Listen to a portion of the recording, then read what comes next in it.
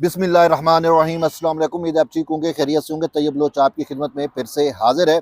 आज की अहम डेवलपमेंट ये है कि चीफ जस्टिस याहिया खान अफरीदी ने जुडिशल कमीशन का इजलास 5 नवंबर को तलब कर लिया है।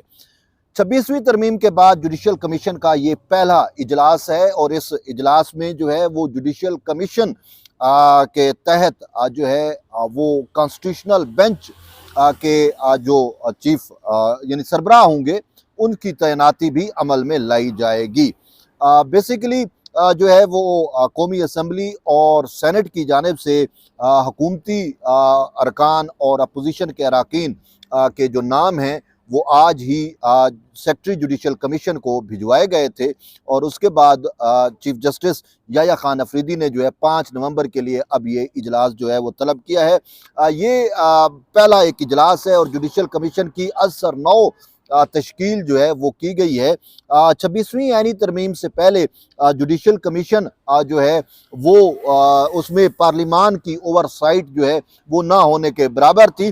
अगरचे नाम की एक पार्लिमानी कमेटी वजूद ज़रूर रखती थी लेकिन उसको भी सुप्रीम कोर्ट ने अपने एक फैसले के ज़रिए उसके किरदार को महदूद कर दिया था, जिसकी वजह से वो सिर्फ पोस्ट ऑफिस का उसका किरदार था। और पार्लिमान बार बार ये कहती थी कि हमें जो है वो जजेस अपॉइंटमेंट पे जो है वो तहफ़्फ़ुज़ात हैं। पाकिस्तान बार कौंसिल को तहफ़्फ़ुज़ात थे, वकला कम्यूनिटी को बहुत ज़्यादा तहफ़्फ़ुज़ात थे क्योंकि जजेस का इलीट क्लब जो है वो बन चुका था और वो चैम्बर के ही जज जो है लग रहे थे। तो इस वजह से आम वकला जो हैं वो महरूम हो रहे थे इस पूरे प्रोसेस से। और फिर जिस तरीके से जजेस लगाए गए, जिस तरीके से सीनियरिटी को वायलेट किया गया, जूनियर जजेस और बहुत सारे और भी प्रॉब्लम जो है वो फेस करने पड़ रहे थे पार्लिमान को भी, पाकिस्तान को भी, निज़ाम इंसाफ को भी। तो फिर उसमें 26वीं यानी तरमीम में ये सोचा गया क्यों ना जुडिशल कमीशन की जो अपॉइंटमेंट है, जुडिशल कमीशन के थ्रू जो अपॉइंटमेंट है उसका तरीक़ाकार भी तब्दील किया जाए और उसमें पार्लिमान का किरदार बढ़ाया जाए। अब यहाँ पे कोई दोस्त मोहतरे ज़रूर हैं लेकिन उनके एतराज़ के लिए मैं इतना ही बता दूँ कि वो जिस जज के गुण गाते हैं ना, justice Mansoor Ali Shah, justice Mansoor Ali Shah on the record ये कह चुके हैं कि पार्लिमान का ओवरसाइट भी होनी चाहिए और इसके साथ साथ वो ये भी कहते रहे हैं कि जजेस की अपॉइंटमेंट के लिए पब्लिक हेयरिंग होनी चाहिए और अवाम नास को पता चलना चाहिए कौन सा जज काबिल है, कौन सा नहीं है, किस तरीके से है। ये बंद कमरों में बैठ के इजलास के ज़रिए जो है वो अपॉइंटमेंट नहीं होनी चाहिए। तो बहरहाल किस्सा अलमुख्तसर ये है कि पार्लिमान ने जो है वो जुडिशल कमीशन की हैयत को तब्दील किया और वो जो पार्लिमानी कमेटी थी उसको जुडिशल कमीशन में जम कर दिया है। और यूं अब पार्लिमान की जानिब से जो नाम भेजे गए हैं वो 5 नाम हैं और बाकी जो है वो जुडिशरी से होंगे और इसके साथ साथ बार एसोसिएशन या बार कौंसिल का नुमाइंदा भी उसमें शरीक होगा। अब मैं आपको बताऊं कि इस जो इजलास बुलाया गया है उसमें कौन कौन शामिल है ये आप सुने। चीफ जस्टिस याहिया खान अफरीदी की सरबराही में ये इजलास होने जा रहा है और सुप्रीम कोर्ट के 2 सीनियर तरीन जज, बल्कि 3 सीनियर जज, जस्टिस मंसूर अली शाह, जस्टिस मुनीब अख्तर, इसमें मैं बाद में आऊँगा, ये 2 हैं। उसके बाद जस्टिस अमीनुद्दीन खान शामिल है। ये सुप्रीम कोर्ट के हो गए। ठीक, अब पार्लिमान की साइड पे आ जाते हैं। कौमी असम्बली में से जो है वो हुक्मरान इत्तेहाद से शेख आफ्ताब है और अपोजिशन या पीटीआई का आप समझ लें तो वो उमर अयूब हैं। सेनेट में जो है वो हुक्मरान इत्तेहाद से फरूक अचनायक हैं और अपोजिशन से जो है वो शिबली फराज है और इसके साथ साथ एक खतून जो है वो भी इसका रुकन है और उसमें जो है जो अकलियतें हैं पाकिस्तान की उनको भी नुमाइंदगी दी गई है। तो वो खुर्शीद परोचा जो हैं वो उसके मेंबर हैं। और इसके बाद जो है वो पाकिस्तान बार कौंसिल की जानिब से अख्तर हुसैन शाह हो गए और इसके तहत जो है इसके बाद वजीर कानून आज़म नज़ीर तारण हैं और अटारनी जनरल फॉर पाकिस्तान जो हैं वो भी इसके मेंबर हैं उस्मान मंसूर। तो यूं ये कंपोजिशन जो है वो तकरीबन मुकम्मल हो रही है और अब इसके तहत जो है वो पहले जो कॉन्स्टिट्यूशनल बेंच बनना है उसके सरबराह का तयन किया जाएगा और सरबराह की तैनाती के बाद वो सरबराह भी जो है फिर जुडिशल कमीशन का बरह रास्त हिस्सा बन जाएगा।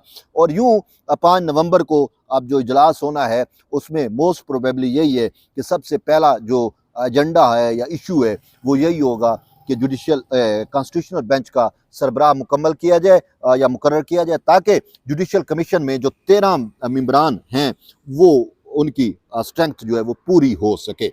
अब मैं आता हूं कि इस मामले पे कि आया इसमें एक इशू जरूर उठ रहा है, वो अबहाम है, अब वो क्लैरिटी होना बाकी है। क्योंकि जब हम कॉन्स्टिट्यूशन देखते हैं तो उसके मुताबिक सुप्रीम कोर्ट के सीनियर जज जो हैं या जज, वो चीफ जस्टिस और उसके बाद के जजेस शुरू होते हैं। सबसे सीनियर यानी चीफ जस्टिस, और चीफ जस्टिस के बाद सीनियरिटी शुरू होती है। लेकिन यहाँ पे मामला थोड़ा डिफरेंट हो चुका है, और वो ये है कि दो मुअज़्ज़ज़ जज जो सुपरसीड हुए हैं, जस्टिस मंसूर अली शाह और जस्टिस मुनीब अख्तर, वो जो है सुपरसीड होने के बावजूद जो है वो इस बेंच, इस जुडिशल कमीशन में जो है वो शामिल हैं, और उनकी शमूलियत पर मुझे तो इतराज़ है। सिंपल सी बात है, मैं अपना इतराज़ रिकॉर्ड भी करा रहा हूँ और इस वीडियो के जरिए आपको बता भी रहा हूँ कि मुझे इन दो की शमूलियत पे एतराज़ है, और शायद मुझे क्या हुकूमत को भी एतराज़ हो। क्योंकि अगर हम कॉन्स्टिट्यूशन को देखें तो कॉन्स्टिट्यूशन में ये लिखा हुआ है कि चीफ जस्टिस पाकिस्तान और उसके बाद सीनियर जजेस, लेकिन यहाँ पे चीफ जस्टिस से पहले के जो जजेस हैं वो सीनियर हैं और वो शामिल हैं। तो मैं जो है, और फिर इशू क्या है, एजेंडा क्या है कि कॉन्स्टिट्यूशनल बेंच का हेड जो है उसका चुनाव होना है। अब कॉन्स्टिट्यूशनल बेंच के हेड के लिए जो ये दो मुअज़्ज़ज़ जज साहबान हैं, ये तो आइन शिकनी के मुर्तकब हुए बैठे हैं, और आइन शिकनी के मुर्तकब जजेस की राय मेरे लिए काबिल नहीं हो सकती। और मैं इस वजह से, यानी कि जिन जजेस को जो है वो आपने आइन शिकनी में जो है वो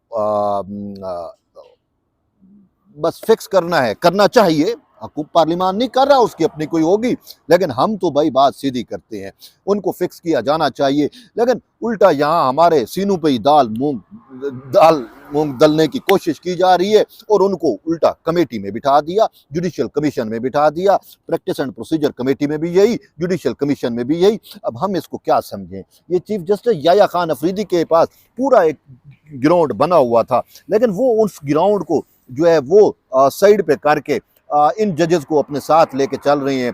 तो ये क्या मैसेज देना चाहते हैं?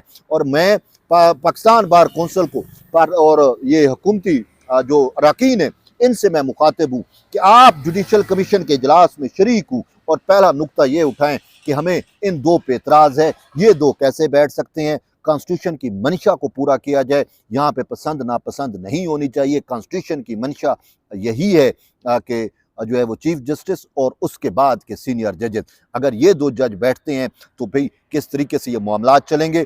इतराज़ ज़रूर करना चाहिए। और इतराज़ मैं मतलब मुझसे पूछें या मेरे साथ जो बाकी जो कॉन्स्टिट्यूशनलिस्ट हैं, वो तो इस चीज़ पे बिल्कुल इतफाक़ नहीं कर रहे, बिल्कुल एग्री नहीं कर रहे। उनका पॉइंट ऑफ व्यू बड़ा वाज़े और क्लियर है। वो कहते हैं जो सुपरसीड हो गए वो साइड पे हो गए। उनका अदालती अमूर में इस तरीके से ठीक है, बेंच में बैठे, साइड पे जो भी करें, लेकिन फैसला कुन जो मराहल होते हैं, जो अमूर होते हैं, उनमें इनको शामिल नहीं होना चाहिए। बेन ही इसी तरीके से लाहौर हाई कोर्ट में जो दो सुपरसीड हुए, उनको अदालती अमूर में शामिल नहीं किया जाता। लेकिन अब चीफ जस्टिस याह्या खान अफरीदी की क्या मंतक है, हमें समझ नहीं आ रही। तो बहरहाल ये एक अहम डेवलपमेंट थी, मैंने कहा आप तक शेयर करूं। जुड़े रहिए तैयब बलोच के साथ, मिलते हैं एक नई वीडियो में, तब तक ले इजाज़त दें, अल्लाह हाफ़िज़।